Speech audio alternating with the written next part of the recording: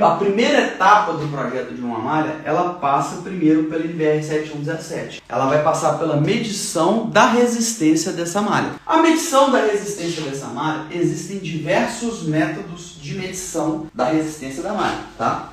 A saber, né? Eu tenho lá Schlumberger, né? Eu tenho o método Werner e por aí vai. Só que, qual que é a metodologia mais aplicada pelo fato dela ser uma metodologia simples de se aplicar? O método Werner. O método Werner, ou o equivalente aqui dos 4 eletrodos, método dos 4 eletrodos, equiespaçado. Ailton, como assim dos 4 eletrodos? Quando a gente está fazendo a modelagem matemática desse solo, a gente pressupõe, com base, né, lógico, em medições físicas do solo, né, a gente sabe, que ele é composto de camadas. Então o solo ele é composto normalmente de camadas. E esse é o modelo que a gente tenta, matemático, que a gente faz, né? É o modelo de camadas, no qual o nosso grande objetivo, quando a gente está fazendo essa modelagem do solo, a gente pressupõe que a gente tem camadas homogêneas, uma em cima da outra. Sendo que cada camada vai ter, o que caracteriza uma camada é a sua resistividade e a sua profundidade. Então, o grande objetivo nosso é achar esse modelo matemático, profundidade e resistividade de cada profundidade, para a gente, com base nesse modelo, né, que se aproxima do solo real, a gente, com base nesse modelo, fazer com a ajuda, né, da NBR 15751, né, com as orientações da NBR 15751, que é essa daqui, ó, fazer o detalhamento técnico da malha, né? Essa malha, qual que vai ser a seção do cabo dela mínima? É 50, 70 micra, de cobre, é de aço, o que ele é? Qual que é a tensão que aparece na malha quando eu tenho um curto-circuito? Qual que é o curto-circuito que eu tenho que considerar quando eu estou calculando esses potenciais? Como que eu calculo a resistência da malha nesse solo, numa profundidade específica, né? Então tudo isso é a NBR 15751 que vai nos guiar, tá? Agora um ponto muito importante, tá? Quando eu estou determinando, né, a resistividade, então esse parâmetro aqui que eu quero determinar, né, a resistividade do solo, né, eu vou fazer as medições. Como que funciona essa medição? Essa medição, normalmente, ela é feita com o terrômetro, tá? E o terrômetro, gente, ele é um dispositivo que ele, para a medição de resistência do solo, ele é um dispositivo que eu vou ter 4 eletrodos, ou seja, mais uma vez, para o método Werner, então eu vou tratar aqui, gente, como é o método mais aplicado, é o que eu vou tratar aqui, método Werner. Então, é o método dos eletrodos equiespaçados. Então, o que eu vou ter aqui? Eu vou ter os eletrodos a igual distância, ou seja, aqui eu tenho uma distância A, ok? E esses eletrodos, né, eles estão, né, fincados, né, a uma profundidade Bzinho aqui no solo, ok? O terrômetro, ele funciona da seguinte maneira, tá? Ele vai ter aqui 4 terminais nele, ok? Que eles têm que ser conectados de uma maneira específica nos eletrodos, sendo os eletrodos centrais os eletrodos que a gente chama de eletrodos de potencial, tá? Então, dentro do nosso terrômetro, a gente vai ter, né, uma medição de tensão nesses 2 pontos, ok? E aqui eu vou ter, dentro desse camarada, também uma fonte de corrente, que vai injetar uma corrente específica e vai ser medida, obviamente, tá? Então, ele tem uma corrente que é injetada e é medida, e ele tem uma tensão que é medida somente, tá? Com base no parâmetro de corrente medida para essa distância, corrente para a distância A e tensão para a distância A, a gente faz...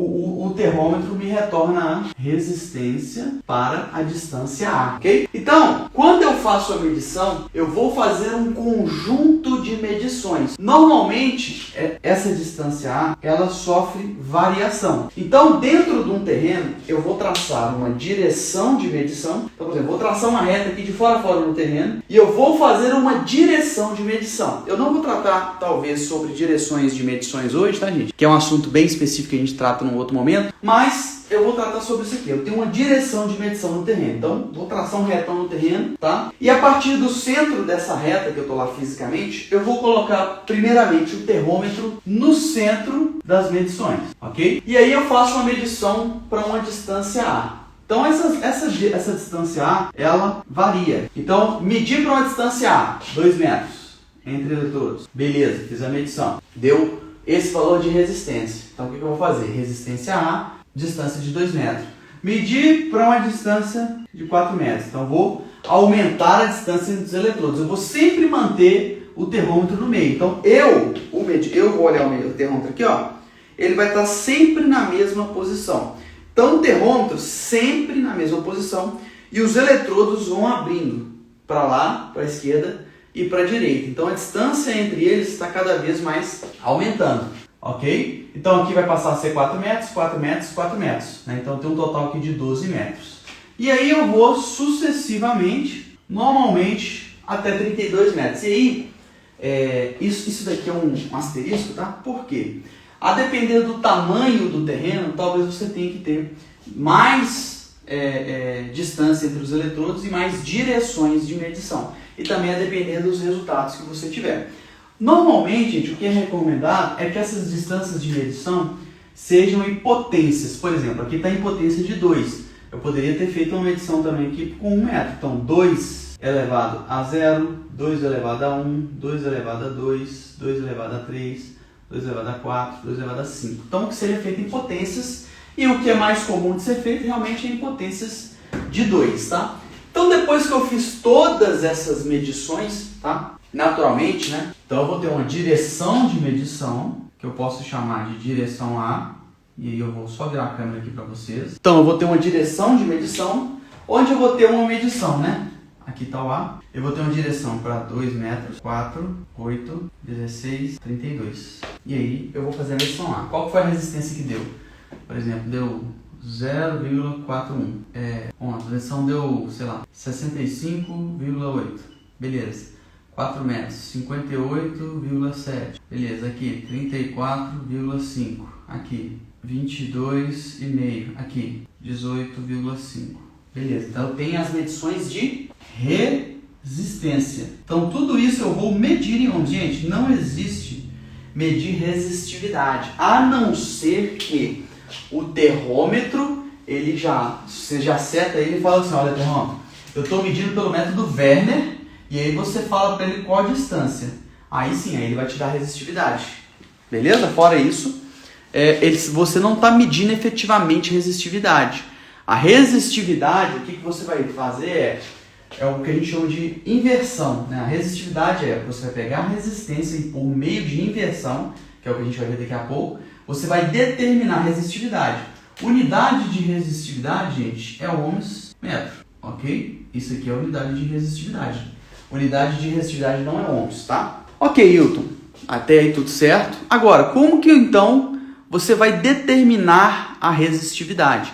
Aí é que tá. A resistividade, gente, ela é determinada, né, com base na equação do modelo de Werner. Então, essa equação aqui, ó, é uma equação que, pelo menos na metodologia que eu aprendi, que é o método das imagens, com certeza se você estudou eletromagnetismo, você estudou o método das imagens, ele estabelece um potencial pontual na ponta das hastes e o espelho, né, a imagem no ponto superior, e aí faz uma porrada de cálculos lá, integral e derivada e por aí vai, só integral na verdade, e aí ele chega nessa equação final. O que é essa equação final? Ele fala que se você pegar 4π vezes A, que é essa distância aqui entre o eletrodo, vezes a resistência que você mediu para essa distância, então por exemplo, distância 2, vou substituir o A por 2, resistência que eu medi, 65,8, e o A, coloco 2 no A, A2, e o Bzinho, o que é o Bzinho? É a profundidade que eu estou fincando essa haste no solo para fazer a medição. Bzinho ao quadrado, Bzinho ao quadrado. Se eu jogar isso nessa equação, eu obtenho a resistividade para essa profundidade.